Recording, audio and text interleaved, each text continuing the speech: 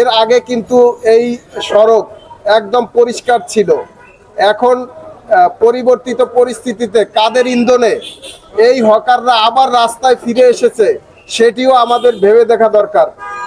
আমি ব্যবসায়ী নেতৃবৃন্দকে অনুরোধ জানাবো, আপনারা ভেবে দেখেন যে কে ইন্ধন দিয়ে এই হকারদেরকে রাস্তায় নামিয়ে দিচ্ছে, লালদিঘির পাড় থেকে কে তাদেরকে নিয়ে আসছে।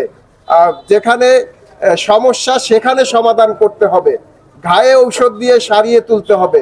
এখন যাতে এটাকে একটি জঞ্জালের নগরী হিসাবে পরিগণিত না হয় সেই জন্য আমরা প্রতিনিয়ত কাজ করছি।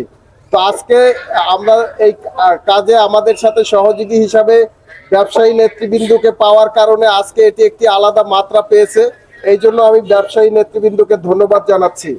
আমাদের পুলিশ বিভাগের পক্ষ থেকে, ক্রাইম ডিভিশন এবং ট্রাফিক ডিভিশনের পক্ষ থেকে প্রতিনিয়ত আমাদের এই কার্যক্রম চলমান আছে এবং আমি নিশ্চয়তা দিচ্ছি যে এটা অব্যাহত থাকবে।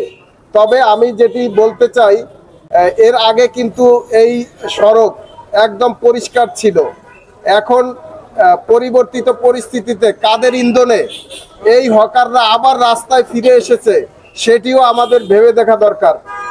আমি ব্যবসায়ী নেতৃবৃন্দকে অনুরোধ জানাবো, আপনারা ভেবে দেখেন যে কে ইন্ধন দিয়ে এই হকারদেরকে রাস্তায় নামিয়ে দিচ্ছে, লালদিঘির পাড় থেকে কে তাদেরকে নিয়ে আসছে। যেখানে সমস্যা সেখানে সমাধান করতে হবে, ঘায়ে ঔষধ দিয়ে সারিয়ে তুলতে হবে। এখন আমরা প্রতিনিয়ত এই চোর পুলিশ খেলি, আমরা আসি তারা চলে যায়, আবার আমরা চলে গেলে তারা এসে বসে। এটা একটি হাস্যরসে আসলে পরিণত হচ্ছে, যেটি কিছুটা আমাদের জন্য বিরক্তির উদ্রেক করে। আমরা এই বিরক্তি বোধ করতে চাই না, আমরা আসলে কাজের কাজটা করতে চাই।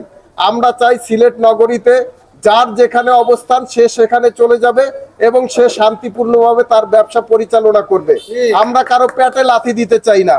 আপনি আপনার অবস্থানে চলে যান, আপনি সুন্দরভাবে ব্যবসা পরিচালনা করেন। আমাদের তরফ থেকে যত ধরনের সহায়তা আছে আমরা করব ইনশাআল্লাহ। এবং আমি ব্যবসায়ী নেতৃবৃন্দ সহ সিলেটবাসীর কাছে অনুরোধ করব, আপনারা এই হকারদের কাছ থেকে কেনা পরিহার করুন।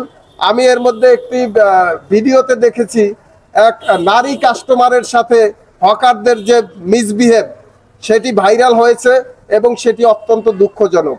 এগুলা প্রত্যাশা করা যায় না। সুতরাং হকাররা তাদের নির্দিষ্ট গণ্ডির মধ্যে সীমাবদ্ধ থাক, সেই বিষয়ে আমি সিলেট মহানগরবাসী সহ সকল ব্যবসায়ী নেতৃবৃন্দর কাছে অনুরোধ জানিয়ে আমি আমার কথা শেষ করছি। আমরা সবাই মিলে এই সিলেটকে জঞ্জাল মুক্ত নগরী, সুন্দর নগরী, শান্তির নগরীতে পরিণত করব সেই প্রত্যাশা রাখছি।